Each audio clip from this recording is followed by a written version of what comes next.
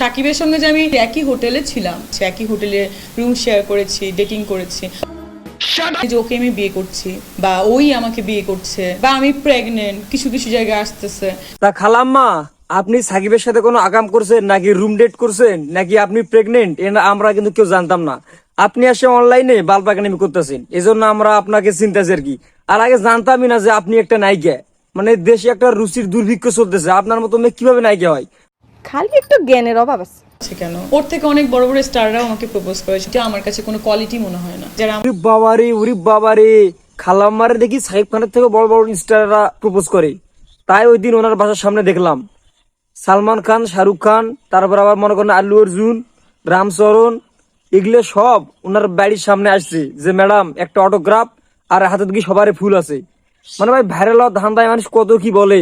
মানে একটা জায়েদ খানে জ্বালা তো বাসি না, এটা কি একটা ফিমেল ভার্সন বানাইছে আবার।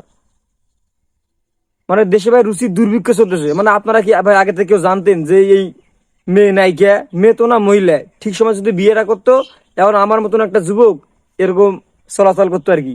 আপনারা কি জানতেন আগে থেকে যে নায়িকা? যদি জেনে থাকেন অবশ্যই কমেন্ট করে একটা জানাবেন। না, আমি মেডিকেলে পড়তাম, আমার স্যারও আমাকে অফার দিয়েছিল। আমি মানে আপনি নিজেকে মনে করেনটা কি? আপনি কি বিশ্ব সুন্দরী হয়ে গেছেন কোনো? মানে আপনি কে ভাই? আপনাকে তো আগে আমি চিনতামই না।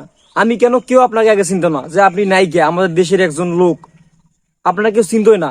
মানে একটা জিনিস আপনি পুঁজি করছেন, সেটা হলো কি যে সাকিব খান নাকি বলছে কোন ডাক্তার মেয়েকে বিয়ে করবে, আর আপনি সেটা পুঁজি করে ভাইরাল হওয়ার জন্য আইছেন। সাকিব খান বলছে কোন ডাক্তারকে বিয়ে করবে, আর আপনি সেই ডাক্তারই পড়েন। এজন্য ভাইরাল হওয়ার ধান্দা অনেক কিছু করতেছেন, অথচ বাংলাদেশের মানুষ আপনাকে চেনে না। আপনি এসে পাগল ছাগলের মতন মানে অনলাইনে এসে পাগলামি করতেছেন। আর আমাদের দেশে কিছু সাংবাদিক আছে, এরা সাংবাদিক না, এগুলা হলো হামবাদিক। এই কিছু কিছু হামবাদিক হইলো শুক্রান্দুর মতো, লাখে একটা মানুষ হয়। মানে তাদের কোনো খেয়ে দেয় কাজ নাই, আপনার মতন পাগল ছাগলের ইন্টারভিউ নাই, নিয়ে সেগুলো আবার অনলাইনে দেয়। আর সেই জ্বালাই মানে মাঝে মাঝে এরকম পোস্ট দেখলে মনে হয় নিজের বিচিতে নিজের টোকা দিয়ে চমকে উঠে যায়। মানে আবল তাবল এগুলা করে পোস্ট করে ভাই। মানে সাংবাদিক আমাদের দেশে এত পরিমাণ আছে, অন্যান্য দেশে এত পরিমাণ জনগণও নাই। আর আমাদের দেশে এত পরিমাণ নায়িকা আছে, তো এটাকে নায়িকা বলা যাবে না, লাইকা লাইকা। এত পরিমাণ লাইকা আছে, অন্যান্য দেশে এত জনগণও নাই। এটা একটা সুন্দর প্রশ্ন আপনার, আসলে খুব টেকনিক্যাল প্রশ্ন।